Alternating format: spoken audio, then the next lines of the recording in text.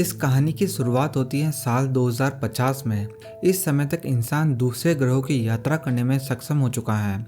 इसी दरमियान नासा को अपनी खोज के दौरान जुपिटर का एक रहस्यमय चांद यूरोपा पर कुछ बहुत ही अजीब मिला, जो ये बताने के लिए काफी था कि शायद हम इस ब्रह्मांड में अकेले नहीं हैं। नासा ने अनुमान लगाया कि यूरोपा की बर्फीली सतह के नीचे कहीं न कहीं माइक्रोबियल लाइफ यानी सूक्ष्म जीवन मौजूद हो सकता है। इन्हीं संकेतों को समझने और इनकी सच्चाई जानने के लिए एक प्राइवेट स्पेस ऑर्गेनाइजेशन ने एक बेहद खतरनाक मिशन शुरू किया, जिसका नाम था यूरोपा 1। ये इंसान का अब तक का सबसे लंबा और सबसे दूर का सफर था, जहां एक छोटी सी गलती पूरे मिशन को खत्म कर सकती थी। लेकिन जो चीज वहां उनका इंतजार कर रही थी वो किसी ने सोची भी नहीं थी। इस मिशन के लिए दुनिया के अलग अलग देशों से 6 सबसे बेहतरीन और काबिल वैज्ञानिकों को चुना गया, जिसमें कैप्टन विलियम के साथ जेम्स, डैनियल, एंड्रे, रॉस और कैट शामिल होते हैं। उनका मकसद यूरोपा पर जाकर यह देखना था कि क्या वाकई वहां जमी बर्फ के नीचे पानी की झीलें मौजूद है और क्या उनमें लाइफ मौजूद है। अब लॉन्च का दिन आता है और सभी एस्ट्रोनॉट सेफली स्पेसशिप तक पहुंच जाते हैं और वहां से वे लोग यूरोपा की ओर अपना सफर शुरू करते हैं। शुरू के कुछ दिन तो सब ठीक रहता है। एस्ट्रोनॉट्स भी काफ़ी एक्साइटेड होते हैं क्योंकि वे पहले इंसान बनने वाले होते हैं जो जुपिटर के मून यूरोपा पर जाएंगे। साथ ही उन्हें आम लोगों से भी पूरा सपोर्ट मिल रहा था। उनके शिप में कैमरे लगे हुए थे जिसके जरिए 24 घंटे साइंटिस्ट उन पर नज़र रख सकते थे। समय बीतता गया, धीरे धीरे मिशन को 12 महीने हो गए। इस वक्त तक स्पेसशिप अर्थ से 25 करोड़ किलोमीटर दूर जा चुका है और कुछ ही महीनों में यूरोपा पहुंचने वाला है। जहां इस मिशन के शुरू में सभी एस्ट्रोनॉट काफ़ी एक्साइटेड थे, वहीं एक साल शिप में बंद रहने के बाद अब उनके बिहेवियर में बदलाव आने लगे थे।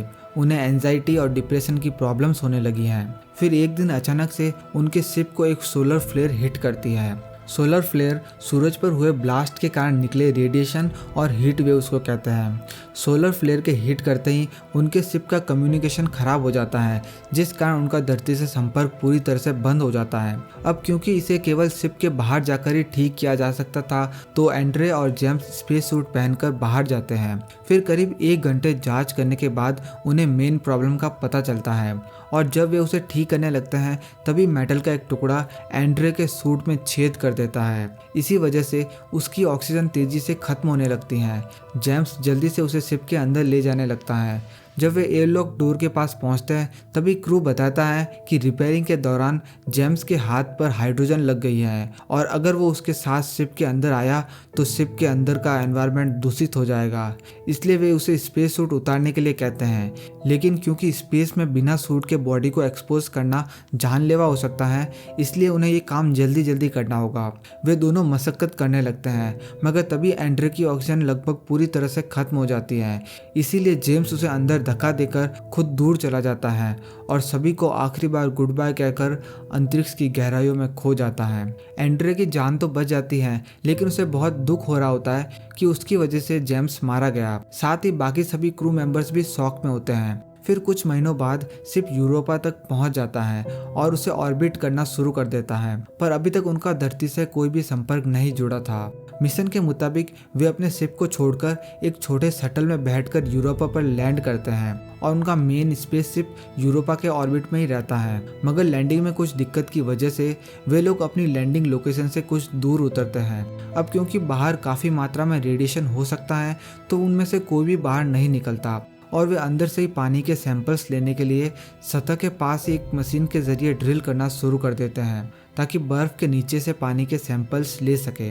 ड्रिल करते हुए कुछ वक्त बीतता है और उनका शिप जोर जोर से हिलने लगता है, मगर वो ड्रिल को जारी रखते हैं ये सोचकर कि वो बर्फ पर लैंड हुए हैं और इसी कारण से बर्फ थोड़ी सी हिल गई होगी। वे कुछ देर तक रिसर्च करते हैं और फिर उन्हें पता चलता है कि रेडिएशन की वजह से ऐसा हो रहा है। इनकी रिसर्च के मुताबिक जैसे जैसे रात होगी वैसे ही रेडिएशन की मात्रा बढ़ जाएगी और इसी कारण शिप का हिलना भी ज़्यादा होता रहेगा और होता भी ठीक ऐसा ही है। रात होने के साथ ही उनका शिप और ज़्यादा हिलने लगता है और इन्हीं सब के बीच एंड्रे को बाहर कुछ दिखाई देता है। वो जल्दी से कैमरा लेकर उसे रिकॉर्ड करने की कोशिश करता है, मगर तब तक वो चीज़ गायब हो जाती है। एंड्रे जल्दी से कंट्रोल रूम में आता है और बाकी सबको भी बताता है कि मैंने बाहर बर्फ पर कुछ अजीब सी लाइट देखी। सारा क्रू मिलकर सभी कैमरे को चेक करता है, मगर उन्हें रेडिएशन की वजह से बाहर कुछ भी दिखाई नहीं देता। उन्हें लगता है कि ये एंड्रे का वहम होगा और उसके बाद सभी लोग थकान की वजह से सोने चले जाते हैं, मगर एंड्रे सो नहीं पाता। वो बार बार उसी चीज़ के बारे में सोच रहा होता है। अब अगले दिन कई घंटों की ड्रिलिंग के बाद उसकी मशीन पानी तक पहुंच जाती है, जहां कैमरे के थ्रू वे बर्फ के नीचे की दुनिया को देख सकते हैं।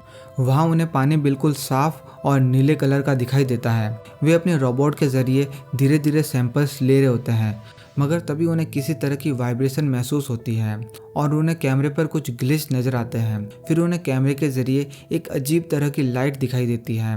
वो अपने कैमरे को उस लाइट के पीछे भेजते हैं, तभी अचानक उनके कैमरे से वो लाइट टकरा जाती है और उनका संपर्क उससे टूट जाता है। इसके कारण उनके कलेक्ट किए हुए सैंपल्स भी चले जाते हैं। इस वजह से वे लोग काफ़ी ज़्यादा फ्रस्ट्रेट हो जाते हैं। फिर केटी सबसे कहती है कि वह बाहर जाकर खुद सैंपल्स लेकर आएगी।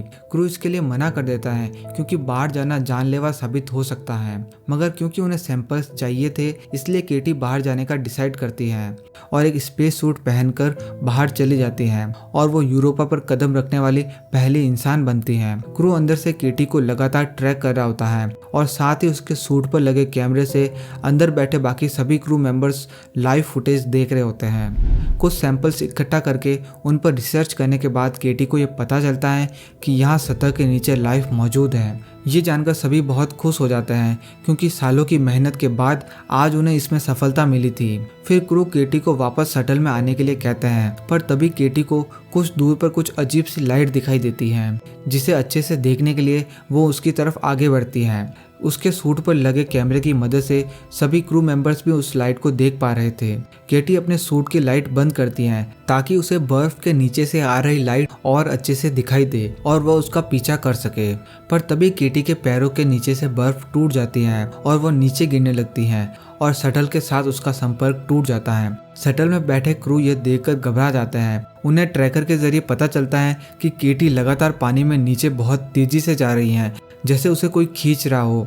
उसके बाद वे सभी केटी के कैमरे की लास्ट फुटेज चेक करते हैं, जिसमें उन्हें पता चलता है कि केटी किसी चीज़ को देखकर बहुत ज़्यादा घबराई हुई थी। उन्हें उसकी आंखों में एक ब्लू कलर की लाइट दिखाई देती है। इसके तुरंत बाद उसका कनेक्शन टूट जाता है। कुछ देर सोचने के बाद क्रू को लगता है कि हो सकता है जिसने केटी पर हमला किया वो कोई कॉम्प्लेक्स क्रिएचर हो। इसका मतलब है कि यहाँ पर लाइफ ऑलरेडी काफ़ी ज़्यादा ग्रो हो चुकी है।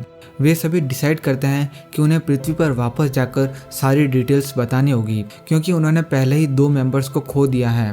वे बिल्कुल भी इंतज़ार नहीं करते और शटल को लॉन्च करते हैं, मगर ज़मीन से कुछ ऊपर जाते ही उनका इंजन मेल फंक्शन कर जाता है, जिस कारण उनका शटल नीचे गिरने लगता है। शटल यूरोपा की सतह पर क्रैश होने ही वाला होता है कि तभी कैप्टन विलियम अपनी सीट बेल्ट खोलकर इमरजेंसी लैंडिंग शील्ड को एक्टिवेट कर देता है और अगले ही पल शटल जमीन से टकरा जाता है। हालांकि इमरजेंसी लैंडिंग शील्ड ने उन्हें बचा लिया था, मगर ऊपर से गिरने की वजह से कैप्टन विलियम की मौत हो जाती है।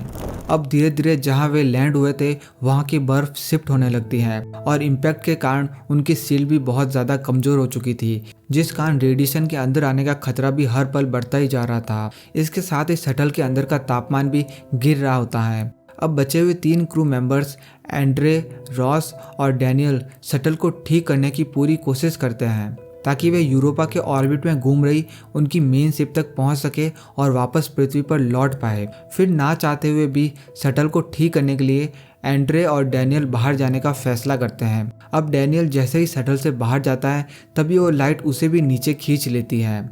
एंड्रे और रॉस ये सब कैमरे के जरिए देख रहे होते हैं और समझ जाते हैं कि वे अब इस शटल को ठीक नहीं कर सकते और एंड्रे एक आइडिया देता है कि क्यों ना हम कम्युनिकेशन डिवाइस को ठीक कर ले और जो हमारे साथ हो रहा है कम से कम उसे तो रिकॉर्ड करके पृथ्वी तक भेजे। अब पूरा प्लान बनाकर एंड्रे शटल के बाहर जाता है और जल्दी से कम्युनिकेशन सिस्टम को सही करता है, मगर तभी वो लाइट उसे भी नीचे खींच लेती है। पर तब तक कम्युनिकेशन सिस्टम सही हो चुका था, तो रोज प्लान के मुताबिक कैमरा ऑन करके शटल का मेन डोर खोल देती है। साथ ही वह सारा डेटा लगातार पृथ्वी पर भेज रही होती है। धीरे धीरे शटल में पानी बढ़ने लगता है और उसके साथ ही वो लाइट शटल के अंदर आ जाती है और आखिर में हमें दिखाया जाता है कि एक बहुत बड़े टेंटिकल्स वाला जीव जिसमें लाइट जल रही होती है वो कैमरे की ओर बढ़ता है और इसी के साथ ये मूवी खत्म हो जाती है। तो दोस्तों, ये थी यूरोपा रिपोर्ट की एक ऐसी कहानी जिसने हमें ये सोचने पर मजबूर कर दिया कि शायद हम इस ब्रह्मांड में अकेले नहीं हैं। लेकिन वहीं दूसरी तरफ एक और ग्रह मंगल पर एक इंसान जिंदा रहने के लिए जंग लड़ रहा है। उसके पास न ऑक्सीजन, न खाना और न ही कोई मदद है। क्या वो वापस पृथ्वी पर लौट पाएगा? अगर आपने अब तक नहीं देखा कि वो इंसान अकेले कैसे पूरे मंगल ग्रह पर सरवाइव करता है तो मेरी द मार्शियन वाली वीडियो ज़रूर देखें। उसे देखने के लिए इस वीडियो को एक लाइक और चैनल को सब्सक्राइब करके आपके सामने आए इस वीडियो पर क्लिक कर दीजिए। मैं आपसे उसी वीडियो में मिलूंगा। Thank you.